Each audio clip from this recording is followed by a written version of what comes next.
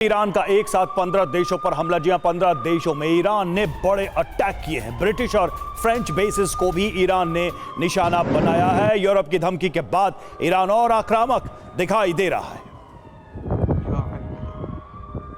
तो नहीं, 15 देश हैं ईरान के निशाने पर, और सिर्फ निशाने पर नहीं है बल्कि इन देशों के ऊपर हमला भी किया है, और कई हमले तो बेहद सटीक किए हैं ईरान ने।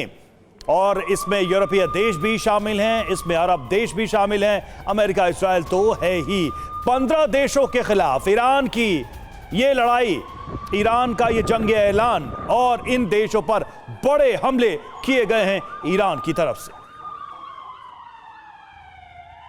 तो ईरान के टारगेट पर 15 देश हैं। वो देश कौन कौन से हैं वो जल्दी से आपको बता देते हैं। अमेरिका तो है ही, इसमें कोई दो राय नहीं। इजराइल भी है अमेरिका के साथ, क्योंकि यहीं से यह अदावत शुरू हुई थी, यहीं से यह जंग शुरू हुई थी।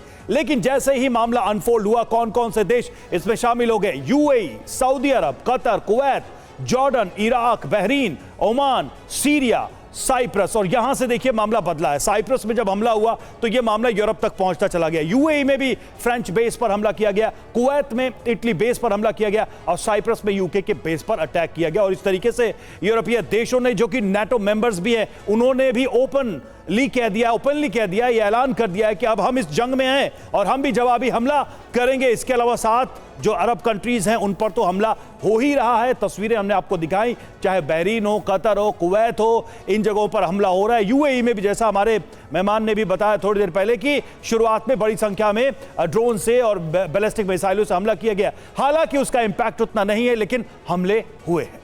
15 वो देश जो ईरान के टारगेट पर हैं, और ईरानी हमले से तेल अवीव में भी तबाही देखने को मिल रही है। तेल अवीव में लगातार सायरन बज रहे हैं, कई स्थानों पर धमाकों की आवाज भी सुनी गई है। तो ईरानी हमले से तेल अवीव में तबाही देखने को मिल रही है। कल भी हमने आपको कई तस्वीरें दिखाई थी, क्योंकि 36 घंटे से लगातार हमले किए जा रहे हैं। और तेल अवीव वो जगह जहां पर भारी नुकसान हुआ, कई स्थानों पर धमाकों की आवाज सुनी गई है। और देखिए, इस तबाही के बाद कई वाहन क्षतिग्रस्त हो गए, धुआं निकलता हुआ दिखाई दे रहा है। तेल अवीव में तबाही के बाद की ये तस्वीरें आपको दिखा रहे हैं। रेस्क्यू टीम मौके पर पहुंची हुई है, क्योंकि कई लोगों के घायल होने की जानकारी मिल रही है। कई स्थानों पर धमाके हुए हैं। मनीष हमारे सहयोगी लगातार आपको जानकारी दे रहे हैं।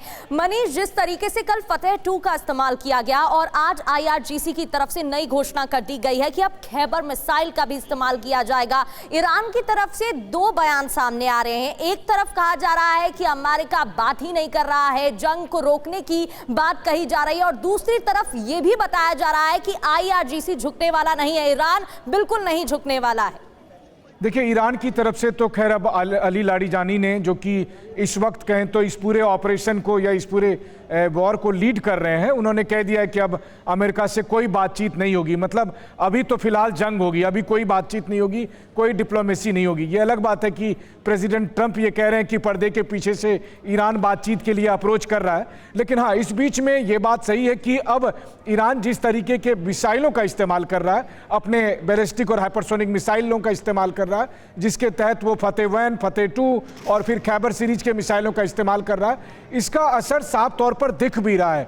जिन जगहों पर वो अटैक कर रहा है उसमें से कई जगह पर उनके टारगेट हिट हो रहे हैं। फिर चाहे वो बहरीन में अमेरिकी एम्बेसी का मामला हो, या फिर यूएई के कई जगह पर अमेरिकन बेस या दूसरे और महत्वपूर्ण इलाके हों, कई जगह पर उनके टारगेट हिट कर रहे हैं। इसके बावजूद कि अमेरिका के डिफेंस सिस्टम लगातार उन्हें रोकने की कोशिश कर रहे हैं। अहम बात यह है कि अमेरिका के खिलाफ और जो गल्फ कंट्री में ईरान की तरफ से ड्रोन और मिसाइलों की इतनी बड़ी संख्या है कि अगर आप उसमें से 90% को रोक भी लें तो भी 10% कहीं ना कहीं लग जाते हैं, और इस तरीके से नुकसान हो रहा है।